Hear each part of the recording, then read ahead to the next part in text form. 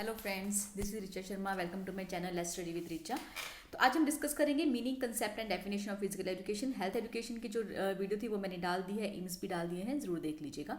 और सब्सक्राइब ना किया हो तो जरूर कर लीजिएगा। लाइक जरूर कर दिया करो यार, लाइक में कंजूसी बहुत करते हो। चलो स्टार्ट करते हैं। Physical education. फिजिकल एजुकेशन क्या होता है? देखो, फिजिकल एजुकेशन एक कोर्स होता है जो कि स्कूल में पढ़ाया जाता है, जिसका मेन फोकस जो होता है कि लोग बच्चों को फिजिकल फिटनेस के बारे में नॉलेज देना, उनको अवेयर करना कि वो किस तरह से फिजिकली फिट होकर अपने लिए अपनी बॉडी को फिट रख सकते हैं, खुद से ग्रोथ कर सकते हैं। ठीक है। Physical education is a course taught in school that focus on developing physical fitness. Effective physical education classes help kids develop skills and confidence, maintain physical fitness, learn about personal health and wellness, and demonstrate positive social skills. Okay. Next is meaning of physical definition. देखिए, physical education का मतलब क्या हुआ? जो physical education है वो basically लिया गया है physical and education. Physical and education दो सेपरेट वर्ड से। फिजिकल का मतलब क्या होता है? Related to body. Okay. And education means systematic instruction या सिस्टेमेटिक एक ऑर्गेनाइज्ड वे में इंफॉर्मेशन देना। तो फिजिकल एजुकेशन का मतलब क्या हुआ कि सिस्टेमेटिक इंफॉर्मेशन या ट्रेनिंग देना related to the body to make your body fit. Okay, a combined meaning of these two words would be that systematic instruction or training which is related to physical activities or programs of activities necessary for the development and maintenance of human body, development of physical powers और cultivation of physical skills। अब देखिए, कुछ लोग सोच लेते हैं कि physical education मतलब ये है कि आप कोई भी गेम खेल लीजिए जैसे मर्जी, फ्री हैंड आप एक्टिविटी कीजिए जैसे आपको खेलना है। 4 बच्चों का ग्रुप बनाकर, 6 बच्चों का ग्रुप बनाकर आप खेल लीजिए। But in actual physical education में सोशल स्किल्स आती हैं कि आपको एक दूसरे से कॉपरेट कैसे करना है। देखिए, बहुत ही मायने रखने वाली बातें हैं, बहुत ही इंपॉर्टेंट बातें हैं जो कि आप किसी भी तरह से इस फिजिकल एजुकेशन का कोई भी टॉपिक आता है उसमें आप लिख सकते हो। ठीक है। तो फिजिकल एजुकेशन में क्या होता है कि इसमें आपके सोशल स्किल्स आते हैं कि आप कैसे दूसरे बच्चों के साथ में मिलकर खेलते हो और उनके साथ कॉपरेट करते हो। ठीक है।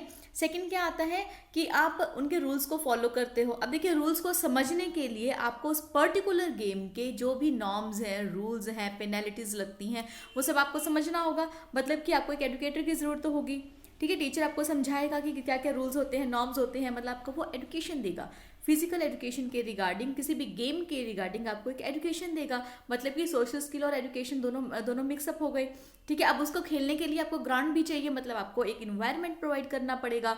ठीक है। अगर बास्केटबॉल है तो उसके लिए आपको प्रॉपर गोल करने के लिए एक जगह दी जाएगी, प्रॉपर एक टीम की तरह आप काम करना सीखोगे। तो इस तरह से ये सिर्फ ऐसा नहीं है कि आपको फिजिकल एक्टिविटीज ही करनी है, इसमें आप एक सोशल कोऑपरेशन सीखते हो, एक दूसरे के साथ कोऑर्डिनेट करना सीखते हो, आप नॉर्म्स को लर्न करना सीखते हो, रूल्स को फॉलो करते हो। ठीक है। Next is physical education refers to the process of education that concerns activities which develop and maintain the human body. When children are taking part in various physical activities like playing football, hockey, basketball, volleyball, swimming, etc., then education is also taking place at the same time. अब किस तरह से education take part करती है वो आपको समझ में आ जाना चाहिए कि आप उस पर्टिकुलर गेम के क्या रूल्स हैं, कैसे आपको एक से दूसरे फ्रेंड के साथ कॉपरेट करना है, ये सब आप सीखते हो। तो आप इस तरह से एजुकेशन लेते हो।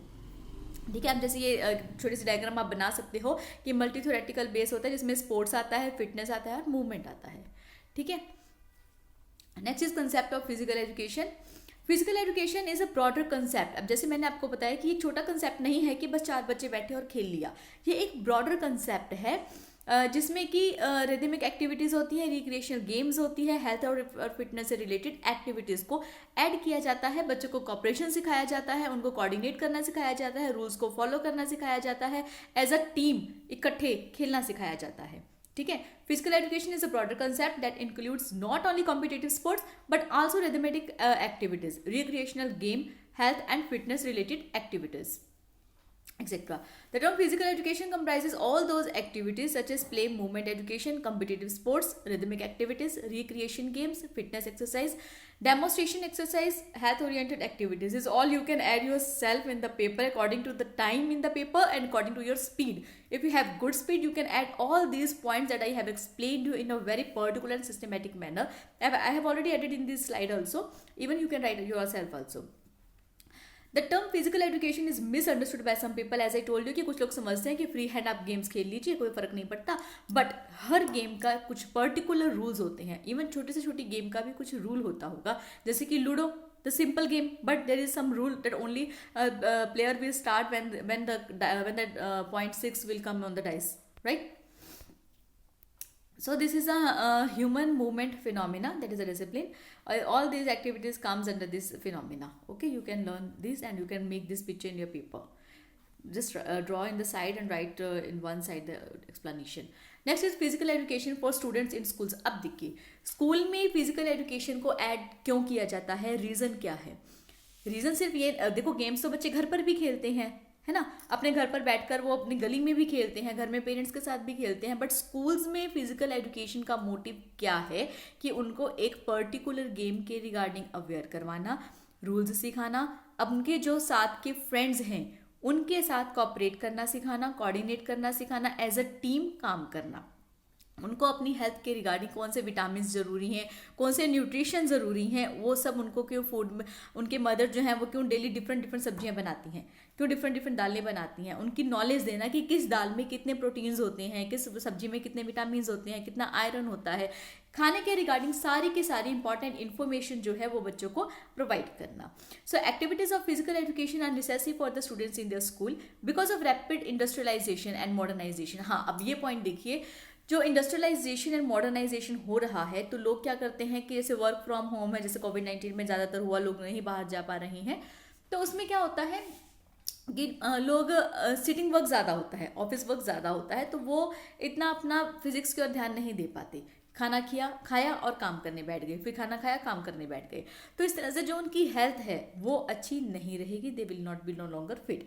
अब ऐसे इंस्ट्रूमेंट्स भी आते हैं जैसे कि जिम बने हुए हैं, आप घर जाते टाइम आधा घंटा जिम चले जाओ, बट जो एक फ्रेश एयर होती है उनको वो नहीं मिल पाएगी, ठीक है। तो इस तरह से फिजिकल एजुकेशन इसीलिए ज़रूरी है कि बच्चों को नॉलेज दी जाए कि वो किस तरह से अपनी बॉडी का ध्यान रख सकते हैं, किस तरह से अपने आप को गेम के अंदर इन्वॉल्व कर सकते हैं, ठीक है।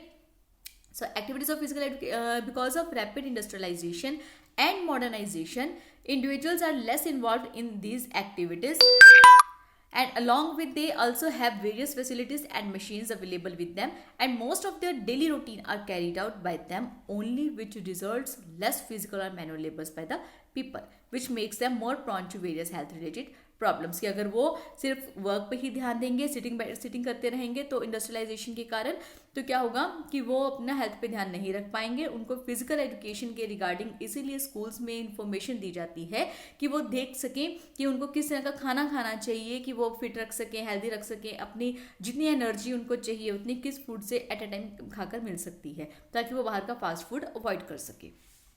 To keep body healthy, fit and to avoid various health related problems in the early stages of life, students must take part in physical education activities। की कई बार सेमिनार्स लगाए जाते हैं या एक्टिविटीज़ को ऑर्गेनाइज किया जाता है, गार्डन्स में ऑर्गेनाइज किया जाता है, या जैसे योगा कैंप्स लगाए जाते हैं, तो उन सब में पार्टिसिपेट करना चाहिए।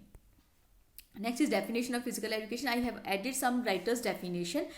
If you are writing more than one definition, only then you will summarize the conclusion of the definitions.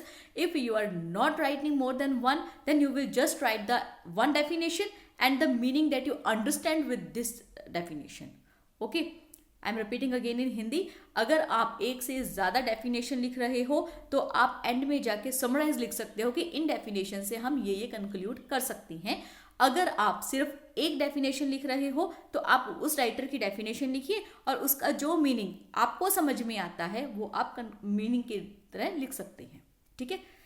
Next is according to J.B. Nash, physical education is that phase of the whole field of education that deals with the big muscle activities and the related responses। कि आपके muscles किस तरह से activities करते हैं और उनका आपके दूसरे पार्ट्स पर क्या रिस्पॉन्स पड़ता है। According to by Central Advisory Board of Physical Education and Recreation, physical education is education through physical activities for the development of total personality of the child to its fitness and perfection in body, mind and spirit। कि अपनी body को, mind को और spirit को fit रखने के लिए बच्चों को एजुकेशन दी जाती है फिजिकल एक्टिविटीज़ के थ्रू।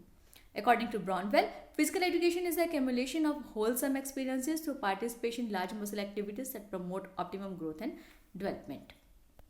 हर राइटर ने अपने अपने पॉइंट ऑफ व्यू से डेफिनेशन दी है, बट उनका मीनिंग एक ही निकलेगा कि फिजिकली अपने माइंड को फिट करना, बॉडी को फिट रखना और मेंटली स्ट्रेस को दूर करना. According to Thomas Ward, the great thought in physical education is not the education of the physical nature, but the relation of physical training to complete education.